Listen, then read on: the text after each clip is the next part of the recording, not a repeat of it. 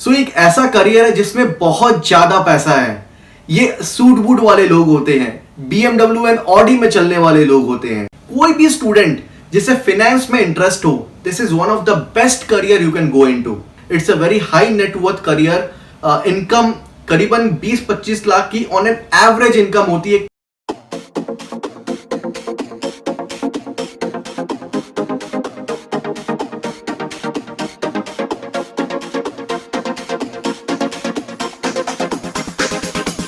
Hello everyone, my self Vineet Maheshwari and आज मैं discuss करने वाला हूं about a very exciting career, investment banking.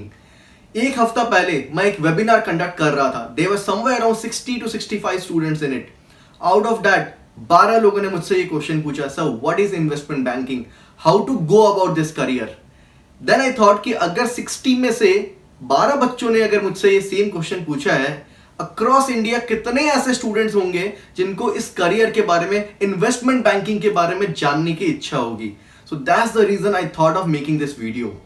सो एक ऐसा करियर है जिसमें बहुत ज्यादा पैसा है।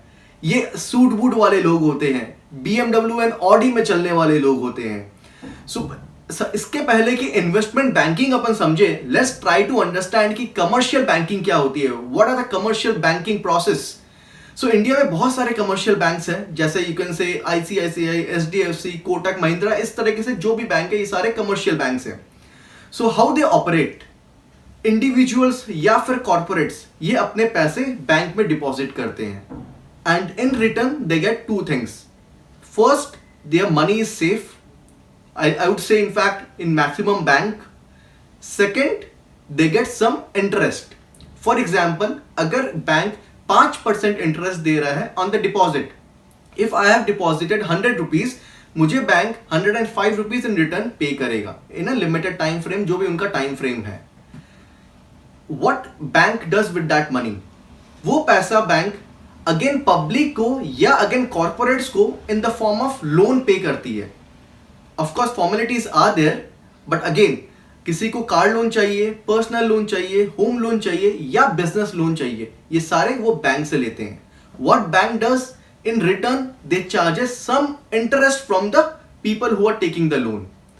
Now the interest which bank is charging from people, it has to be more than what interest bank is giving.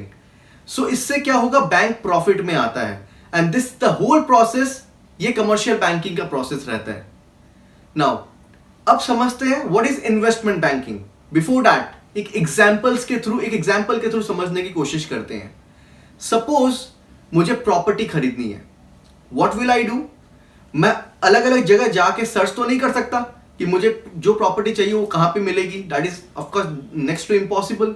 What will I do, मैं एक प्रॉपर्टी ब्रोकर के पास जाऊंगा। प्रॉपर्टी ब्रोकर के पास डेफिनेटली सारे की सारी लिस्ट होती है, जो जिनके प्रॉपर्टी बेचनी है, जिन लोगों को खरीदनी है, इन सब की डिटेल्स होती है। मैं प्रॉपर्टी ब्रोकर को अपनी रिक्वायरमेंट बताऊंगा कि this is my requirement and I want this kind of property. मेरे रिक्वायरमेंट के बेसिस में he will search some properties for me and he will approach those people who want to sell those property and ये हमारे बीच में deal करवाएगा। After the completion of the deal, he will charge some % of commission. So ये एक example है about how a property broker works. Now relate this with investment banking. India में बहुत सारे investment banks हैं, जैसे JP Morgan Chase, HSBC, Barclays, Morgan Stanley and so on. So इस property broker को आप एक investment bank समझो. Now there is a company called ABC. ABC company अपना business all over world expand करना चाहती है। ये एक्सपेंशन के लिए कंपनी को करीबन 50 से 70 करोड़ की जरूरत है। ये कैपिटल अब कहां से मिलेगा, या तो वो बैंक से ले सकती है, जिसके बदले में बैंक को अच्छा इंटरेस्ट पे करना पड़ेगा, या सेकेंड ऑप्शन है मार्केट से वो पैसा रेस करवा सकती है by giving some shares to the public. इसे कहते हैं इनिशियल पब्लिक ऑफरिंग, IPO। इस प्रोसेस को अब IPO रेस करने के लिए, IPO लॉन्च करने के लिए ये कंपनी इन्वेस्टमेंट बैंकर के पास जाती है, बिकॉज इसमें बहुत सारी लीगैलिटीज होती है, बहुत सारी फॉर्मेलिटीज होती है जो कंपनी को नहीं पता होती है जनरली। सो वो इन्वेस्टमेंट बैंक के पास जाती है एंड उन्हें अपने कैपिटल रेस कितना करना है एंड अपने बिजनेस के बारे में बताती है. Now what investment bank does, वो अपने लिस्ट में चेक करती है कि कौन से प्रोबेबल इन्वेस्टर्स हैं जो अपना पैसा इस कंपनी में इन्वेस्ट कर सकते हैं.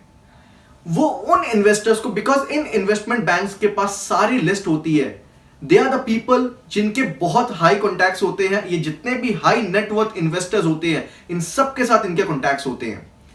ये इन्वेस्टमेंट बैंक उन सारे इन्वेस्टर्स को अप्रोच करती है एंड वो उन सबको बताती है कि this is a company who want to raise fund and अगर आप पैसा इनमें लगाओगे डेफिनेटली आपका भी बहुत बेनिफिट होने वाला है, बिकॉज वो शेयर्स पे करते हैं उन कंपनीज को.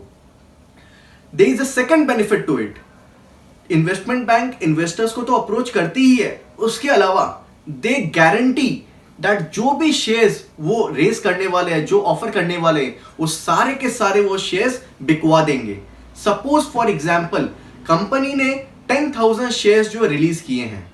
नाउ अगर 10,000 में से 8,000 शेयर ही बिके हैं तो रिमेनिंग 2,000 शेयर वो इन्वेस्टमेंट बैंक खुद परचेज करेगी. So that somewhere gives a guarantee to the company that yes हमारा आईपीओ इजीली लॉन्च हो जाएगा, there will not be any problem. Now ये पूरे प्रोसेस को, ये जो भी डीलिंग करवाती है इन्वेस्टमेंट बैंक, जो इन्वेस्टर्स इन पे पैसा लगाते हैं, जो भी ये पूरी डीलिंग होती है, इस पूरी डीलिंग को हम लोग कहते हैं underwriting. Underwriting is one of the biggest service of investment bank. So इसके डीलिंग के बदले में इन्वेस्टमेंट बैंक कमीशन चार्ज करते हैं. वो कमीशन 1 या 2% होता है, somewhere approximately somewhere around that, depends on bank to bank, service to service, transactions to transactions. But ये इतने बड़े ट्रांजैक्शंस होते हैं कि अगर से फॉर एग्जांपल कि 50 करोड़ का अगर ट्रांजैक्शन होता है देन यू कैन अंडरस्टैंड कि 1% भी 50 करोड़ का कितना होता है. That's a big amount. So that's the reason कि ये इतना बड़ा करियर माना जाता है. This is one of the service.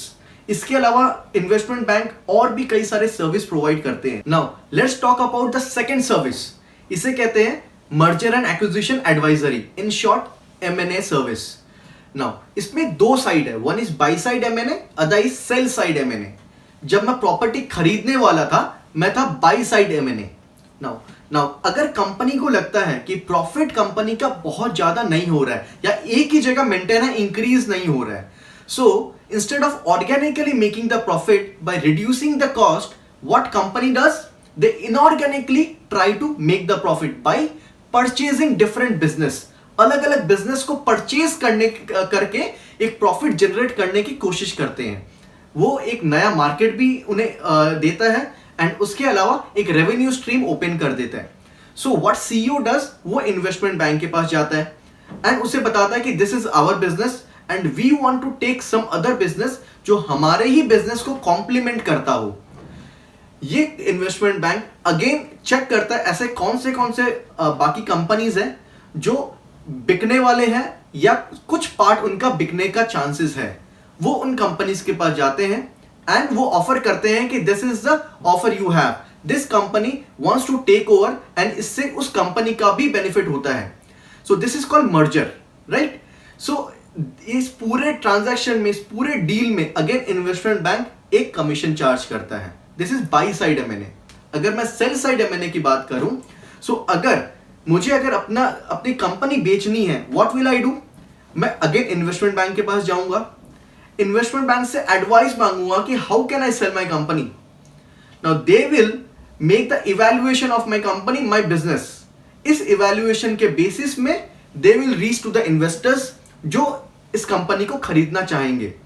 अगर एक से ज्यादा इन्वेस्टर अगर इंटरेस्टेड हुए मेरी कंपनी को खरीदने के लिए, आई कैन स्टार्ट बिडिंग. उस बिडिंग के बेसिस में जो भी बेस्ट पॉसिबल डील होगी, I will try to close that. This is called sell side M&A. So इस पूरे ट्रांजैक्शन में अगेन जो भी ट्रांजैक्शंस होंगे, कुछ percent again investment bank will take a commission. ये अगेन बहुत बड़े डील्स होते हैं, बहुत बड़े ट्रांजैक्शंस होते हैं, अगेन करोड़ों में होते हैं ये transactions. According to the research of KPMG, around 2/3 of the business जो भी ये mergers and acquisitions होते हैं, इन सब के stock value बहुत कम हो जाती है. So you can understand the precarious nature of such kind of transactions. So this was about the second service. Now there is one more service which investment bank provides. What is that? That is corporate broking, sales and trading. इसमें investment bank का क्या role रहता है?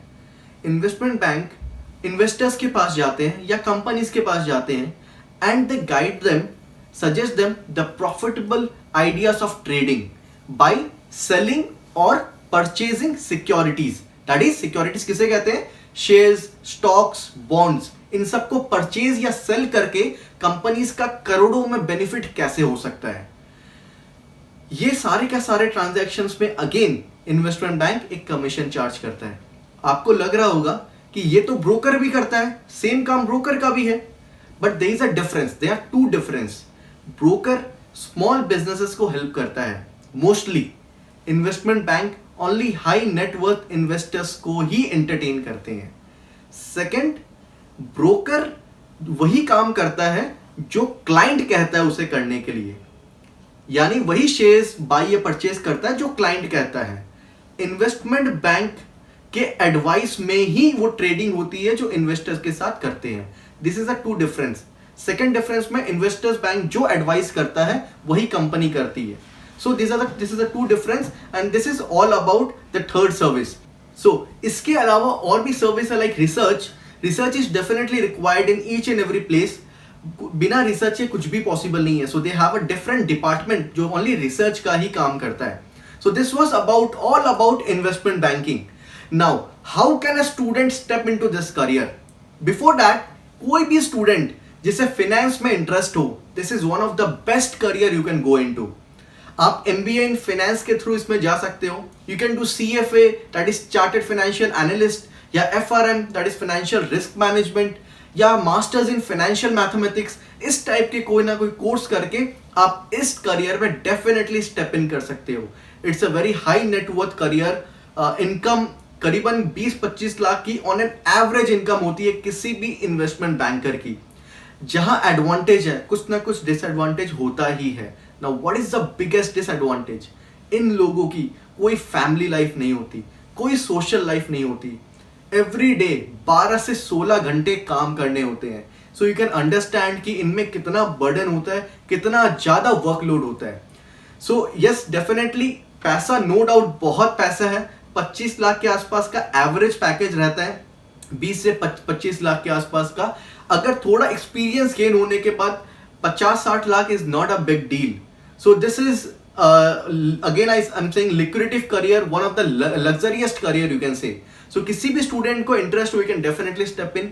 कोई भी doubt हो related to any of the thing, please comment करो so that I can get back to you. I'll try to definitely solve your questions. So this was all about investment banking guys, and thank you very much for watching this. Please subscribe कर लेना अगर subscribe नहीं किए हो channel को तो। Thank you very much.